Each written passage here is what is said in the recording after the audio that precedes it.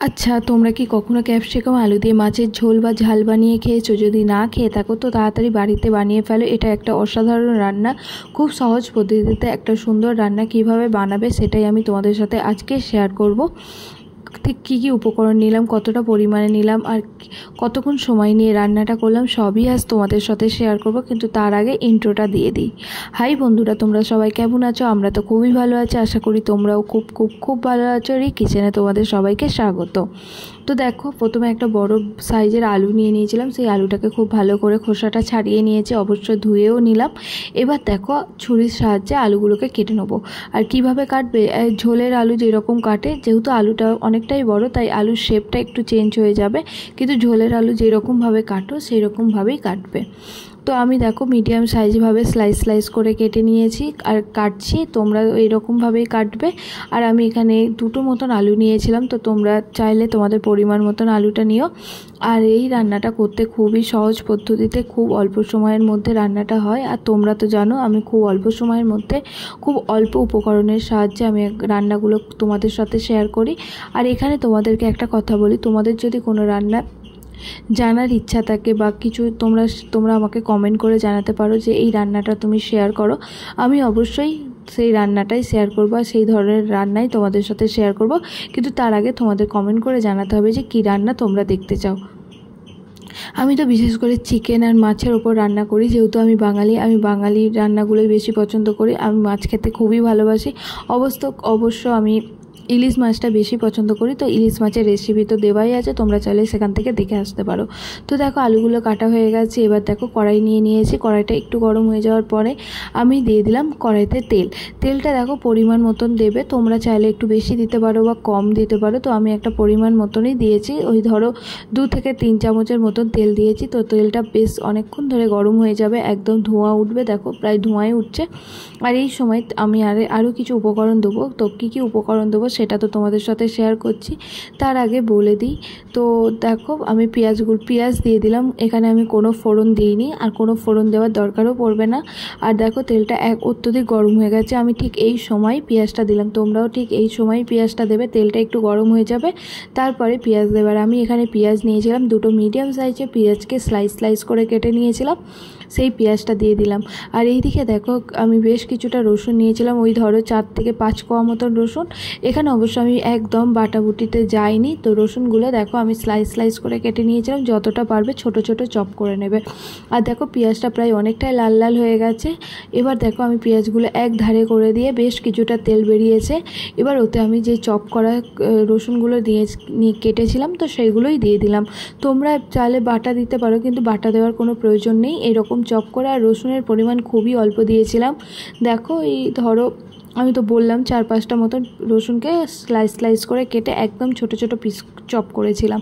দেখো খুব সুন্দর করে ভাজা করে নিলাম। আর রসুনের যে কাঁচা গন্ধটা আছে সেটা চলে যাওয়ার পরেই আমি দিয়ে দিলাম যে স্লাইস করে কেটেছিলাম আলুগুলো, সেই আলুগুলো দিয়ে দিলাম। তো সেই আলুগুলো দিয়ে বেশ কিছুক্ষণ ধরে ভাজা করবো। দেখো পেঁয়াজটা কতটা ভাজা হয়ে গেছে। এই সময় গ্যাসের ফ্লেমটা একদম আস্তেতে দিয়েছি। এবার দেখো বেশ কিছুক্ষণ ধরো ওই 5 থেকে 6 মিনিটের মতন আমি নাড়াচাড়া করব। এই নাড়াচাড়া করার মধ্যে আমি 1 মিনিটের মতন রেস্ট দেবো, আবার 2 মিনিট নাড়াচাড়া করব। ঠিক এই প্রক্রিয়াতেই আমি কিছুক্ষণ ধরে নাড়াচাড়াটা করব, যাতে আলুগুলো একদম সুন্দর করে ভাজা হয়ে যায়, আর আলুর মধ্যে যে কাঁচা গন্ধটা আছে সেটা চলে যায়। আর এখানে আমি তেলের আগে আলুটা ভাজিনি, তোমরা চাইলে অবশ্যই আগে আলুটা ভেজে নিতেই পারো। আর ওইদিকে দেখো একটা কড়াইতে আমি বসিয়ে দিয়েছিলাম কুমড়ো ভাজার রেসিপি আমার আগে দেওয়া আছে ভিডিওতে, তোমরা চাইলে অবশ্যই সেখান থেকে দেখে আসতে পারো। আর পেঁয়াজ কাটা বা পেঁয়াজ কীভাবে কাটলাম সেটা তোমাদের সাথে শেয়ার করলাম না, কারণ আমার অনেক রেসিপিতে এইরকম পেঁয়াজ কাটা, রসুন বাটা এরকম রেসিপি দেওয়াই আছে। তো তোমরা চাইলে সেখান থেকেও দেখে আসতে পারো। আর তোমাদের যদি কোনো রান্না জানতে বা দেখতে ইচ্ছা করে, অবশ্যই আমাকে কমেন্ট করে জানাতে পারো যে এই রান্নাটা তুমি শেয়ার করবে। আমি ঠিক ওই রান্নাই তোমাদের সাথে শেয়ার করব, তার জন্য অবশ্যই তোমাদেরকে কমেন্ট করে জানাতে হবে। দেখো 5 মিনিটের মতো আলুগুলো ভাজা হয়ে গেছে। আর দেখো পেঁয়াজটাও কি সুন্দর একটা কালার চলে এসেছে। আলুগুলো প্রায় অনেকটাই ভাজা হয়ে গেছে, তাই কালারটা একদম চেঞ্জ হয়ে গেছে। তো দেখো ঠিক এইভাবে আলুটাকে ভাজতে হবে। আর ওইদিকে দেখো আমার কুমড়োগুলো একদম ভাজা হয়ে গেছে। আমি না একটু লাল লাল করে ভাজা পছন্দ করি, তাই একটু বেশি ভাজা হয়ে যাবে এই কুমড়োগুলো। তো আমি সেই রকমই কুমড়ো ভাজা করে, তো দেখো এইদিকে আবার একটু নাড়াচাড়া করে নিয়েছি, আর গ্যাসের ফ্লেমটা অবস্থায় একদম লোতে দিয়েছিলাম, তাই দেখো আলুগুলোর কোনো নিচটা পুড়েও যায়নি, কোনো অসুবিধা হয়নি। তো দেখো খুব সুন্দর করে নাড়াচাড়া করে নিচ্ছে, আর যতক্ষণ তোমরা নাড়াচাড়া করবে তত ভালো টেস্ট আসবে। আর এইদিকে দেখো আমি একটা টমেটো নিয়ে নিয়েছি, দেখো টমেটোটাকে স্লাইস করে চপ করে নিচ্ছি। তোমরা যেরকম পারবে সেরকম চপ করবে, বড় করলে অসুবিধা নেই, ছোট করলে অসুবিধা নেই, যেহেতু তেলেতে ভাজবে তো কোনো অসুবিধা নেই। টমেটো তো গলে যায়, তোমরা তো সবাই জানো। তো আমি একটু একটু করে কাটছি আর কড়াইতে দিয়ে দিচ্ছি। তো এইভাবে আমি আর একটা টমেটো কেটে নেবো। আমি এখানে 2টো মতন টমেটো দিয়েছিলাম, একটু টক দেখতে খেতেও লাগবে আর দেখতেও ভালো লাগবে, সেই জন্য আমি 2টো মতন টমেটো নিয়েছিলাম। তোমরা চাইলে তোমাদের পরিমাণ মতন যেই রকম আলু নেবে, যেই রকম পেঁয়াজ নেবে, ঠিক সেই রকমভাবে টমেটো নেবে।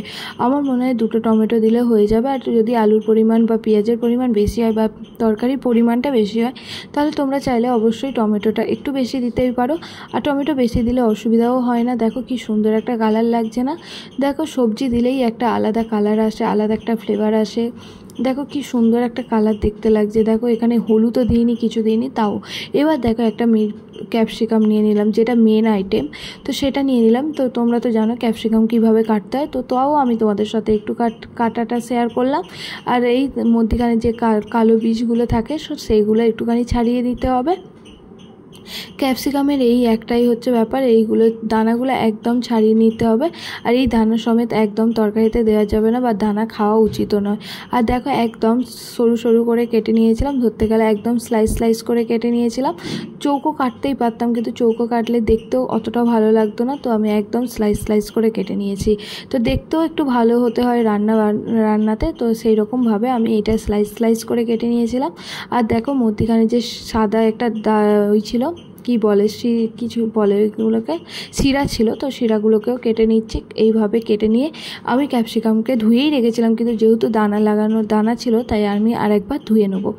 ধুয়ে নিয়েই আমি দিয়ে দেবো। আমি ক্যাপসিকাম আগে দিইনি, কারণ হচ্ছে আমি ক্যাপসিকাম একটুখানি কাঁচা থাকবে সেই রকমই খেতে আমি বেশি পছন্দ করি। আর আমার ক্যাপসিকাম সমস্ত রান্নাতে দিতে গেলে আমার খুবই ভালো লাগে। ক্যাপসিকামের ফ্লেভারটা আর খাওয়া একটা সুন্দর খেতে লাগে, আমি সেই জন্য আমি ক্যাপসিকাম প্রায় অনেক রান্নাতে দেওয়ার চেষ্টা করি, আমার ভালো লাগে। তো আমার মতন কারা কারা আছো বলো তো ক্যাপসিকাম খেতে ভালোবাসো? আমি খুবই ভালোবাসি। আর দেখো ক্যাপসিকামটা দেওয়ার পরে দেখো কি সুন্দর একটা কালার চলে এসেছে না? আর টমেটো থেকে যে জলটা ছিল সেই জলটা বেরিয়েও গেছে, জলটা প্রায় অনেকটা শুকনোও হয়ে গেছে। আর দেখো একটু যেটুকুনি টমেটোটা গলা বাকি ছিল, তো খুন্তির সাহায্যে সেইটুকুনি আমি গলিয়ে নিলাম। আর দেখো ক্যাপসিকামটা আমি বেশি একদম ভাজিনি, ওই ধরে 1 মিনিটের মতো একটু কষিয়ে নিয়েছি। আর দেখো হলুদ দিইনি, তাও দেখো কি সুন্দর লাল হলুদ আর গ্রিনের একটা কি সুন্দর কম্বিনেশান লাগছে না বলো তোমরা? কি সুন্দর একটা কালার দেখতে লাগছে না? এবার এতে আমি দিয়ে দিলাম নুন, স্বাদ অনুসারে নুন। তোমরা চাইলে অবশ্যই নুনটা তোমাদের পরিমাণ মতন দেবে। আর আমি তার আগে একটু জল দিয়েছিলাম, যাতে ওই গুঁড়ো মশলাগুলো দেবো যাতে ধরে পুড়ে না যায়, তাই জন্য আমি একটু জল দিলাম। এবার দেখো হলুদ গুঁড়ো দিয়ে দিলাম, শুকনো লঙ্কা গুঁড়ো দিয়ে দিলাম, ধনে গুঁড়ো দিলাম 1 চিমটে, শুকনো লঙ্কা দিয়েছি পরিমাণ মতন। তো তোমরা ঝাল খেলে একটু বেশি দেবে, আর ঝাল না খেলে কম দেবে। তো ধরো 1 চামচের মতন দিয়েছি, আর হলুদ গুঁড়ো 1.5 চামচের মতন দিয়েছি। আর দেখো জিরে গুঁড়োটা একটু পরিমাণ মতন বেশিই দিয়েছি, ওই 1.5 চামচের মতন দিয়েছি। এবার দেখো বেশ কিছুক্ষণ ধরে কষাবো, ধরো ওই 1 থেকে 2 মিনিটের মতন কষিয়ে নিয়েছি, 2 থেকে 3 মিনিটের মতন কষিয়ে নেওয়ার পরে দেখো একটু জলটা শুকিয়ে গেছিলো বলে আমি 1 চিমটে একটু জল দিয়েছিলাম। তো জলটা দিয়ে বেশ কিছুক্ষণ ধরে কষিয়ে নেবো। দেখো একটা আলাদা কালার চলে আসবে, কষানো থেকে তেলটা বেরিয়ে যাবে, ঠিক ততক্ষণ দেখো টমেটোটা একদম গলে গেছে, রান্নাটা প্রায় অনেকটাই হয়ে গেছে, আলুটা প্রায় সেদ্ধই হয়ে গেছে, আর একটু বাকি আছে। তো দেখো এবার দেখো বেশ কিছুক্ষণ ধরে কষিয়ে নিয়েছিলাম, ধরো ওই 5 থেকে 6 মিনিট। দেখো নিচে কড়াটা একটুখানি লেগে যাচ্ছে। এবার আমি কাপ অনুযায়ী জল দিয়ে দিচ্ছি, ধরো ওই কাপে, স্টিলের কাপে আমি 2 কাপের নয় 1.5 কাপের মতন জল দেবো। তো 1 কাপ দিয়ে একটু নাড়াচাড়া করে নিলাম, যাতে খুব সুন্দরভাবে একটা ফ্লেভার আসে। আর এবার আরেকটু জল দিয়ে দেবো, দিয়ে দেখো জল দিয়ে দিয়েছি, তো এটা এর মতন হোক। তো ওইদিকে দেখো কুমড়োগুলো এবার আমি তুলে নেবো। তো এবারে আমি মাছটাও ভেজে নেবো। তো মাছ ভাজা কিভাবে করব সেটা তো তোমরা সবাই জানো, বা আমি অনেক ভিডিওতে শেয়ার করেছি। তো এই রান্নাটা দেখো কি সুন্দর একটা কালার চলে এসেছে না? এটা এর মতন ফুটুক, আমি যেহেতু একদম গামাকা করব, তাই জলটা একটু একদম শুকিয়ে নেবো। তো দেখো একটু অনেকটাই জল দিয়েছি, তো জলটা হাই স্পিডে দিয়ে দিয়েছি, তো জলটা ফুটুক। আর এইদিকে দেখো আমি ততক্ষণে একটু চা বানিয়ে নিচ্ছি। আমার সকালের ফার্স্টেই কাজ হচ্ছে রান্না বসিয়ে নেওয়া, তারপরে চা বানানো। তো চা আর ওইদিকে ভাতও বসিয়ে দিয়েছি, তো চা খেতে খেতে বাকি কাজটাও করে নিচ্ছি। এবার দেখো কটা মাছ ছিল, তো সেই কটা মাছ আমি ধুয়ে নিচ্ছি। আর তার মধ্যে দেখো একটা তেলাপিয়া মাছও ছিল। আমার মতন কারা কারা তেলাপিয়া মাছ খুব একটা খেতে ভালোবাসো না? আমি খাই, খুব যে একেবারে বেশি খাই তেমনটা নয়। আর দেখো কি সুন্দর দোকান থেকে কিনে এনেছি, কি সুন্দর কেটেও দিয়েছে, দেখো একদম চিড়ে চিড়ে দিয়েছে। আর এখানে 3 থেকে 4টে মতন মাছ নিয়েছিলাম, আর একটা তেলাপিয়া মাছ ছিল, সেটা আর কী করবো, তাই এতেই দিয়ে দিলাম। আর দেখো এবার একটু নুন আর হলুদের মধ্যে বেশ কিছুক্ষণ ধরে ম্যারিনেট করে রাখবো। তোমরা চাইলে অবশ্যই কম সাথে সাথে দিয়ে দিতে পারো। আমি ম্যারিনেট করে রেখে চাটা খাবো বলে তো ম্যারিনেট করে রেখে দেবো নুন আর হলুদের মধ্যে বেশ কিছুক্ষণ ধরে। আর ওইদিকে দেখো কড়াইতে তেলও দিয়ে দিলাম। এবার দেখো ভালো করে ম্যারিনেট করে নিচ্ছি। এবার আমি ম্যারিনেট করে নিলাম। এবার দেখো তেলটা অনেকটাই গরম হয়ে যাবে, তারপরে আমি এক এক করে মাছগুলোকে দিয়ে দেবো। তো এইভাবে আমি মাছগুলোকে দিয়ে দেবো, তোমরাও ঠিক মাছগুলো ভেজে নিও। আর মাছ ভাজার রেসিপি তো তোমরা সবাই জানো, তাই তোমাদের সাথে আর শেয়ার করলাম না। দেখো 3টে মতন মাছ নিয়েছি, সেই মাছগুলোকে খুব সুন্দরভাবে ভেজে নেবো। তো এটা এর মতন হোক। আর ততক্ষণে বলি, যদি আমার রান্নার ভিডিওগুলো তোমাদের ভালো লাগে অবশ্যই কিন্তু লাইক কমেন্ট সাবস্ক্রাইব করে পাশে থেকো। আমি 2 দিনের মতন ভিডিও দিতে পারিনি, কারণ আমার একটু শরীরটা খারাপ ছিল। আর মেন হচ্ছে তো গলার সাউন্ডটা দেওয়া, আর আমার গলাটাই একটু প্রবলেম ছিল, তাই আমি ভিডিও দিতে পারিনি। তোমরা তা বলে আমার পাশে থাকতে ভুলো না বন্ধুরা, তোমরা আমার পাশে থেকো। তোমরা পাশে আছো বলে আমি অনেক দূর এগোতে পারছি, আর তোমরা পাশে থাকলে আমি আরও বেশি এগোতে পারবো। তো তোমরা একটু পাশে থেকো। আর তোমাদের কী রান্না পছন্দ হচ্ছে বা পছন্দ হচ্ছে না একটু কমেন্ট করে জানাতে পারো। তো তার মধ্যে দেখো আমি একটু ধনেপাতাও দিয়ে দিয়েছিলাম ঝোলের মধ্যে, তো সেটা তোমাদের সাথে শেয়ার করতে পারিনি। তো তোমাদের বলে দিলাম, দেখো ওলটাতে গিয়ে মাছের ছালও উঠে গেছে। আর এইদিকে দেখো মাছগুলো বেশ সুন্দর করে আমি ভেজে নিচ্ছি। আর এইদিকে দেখো বেশ কিছুটা মাছ আমি দিয়ে দিলাম, আর একটু মাছের ডিম ছিল, তো সেটাও দিয়ে দিলাম। তো এইভাবে সমস্ত রান্নার প্রসেসটা করে নিলাম। তোমরা বলো তো এই রান্নাটা তোমাদের দেখতে কেমন লাগছে? আর কালারটা দেখো কি সুন্দর এসেছে, কালারটা খুব সুন্দর এসেছে না? আমি আর 2 মিনিটের মতন ফুটিয়ে গ্যাসটা নিভিয়ে দেবো। তো আরও কিছু রান্না করেছিলাম, যেমন করেছিলাম কুমড়ো ভাজা, তার সাথে করেছিলাম ফ্রিজে একটু চিকেন ছিল, তো সেই চিকেনটাও একটু গরম করে নিয়েছিলাম। আর তার সাথে করেছিলাম ভাত, আর দেখো ক্যাপসিকাম আলু দিয়ে মাছের ঝাল। তো ভাতটাও বেড়ে নেবো। আর আমার রান্নাগুলো যদি তোমাদের ভালো লাগে অবশ্যই একটু লাইক দিয়ে দিও, আর পাশে থেকো এইভাবে। ধন্যবাদ বন্ধুরা।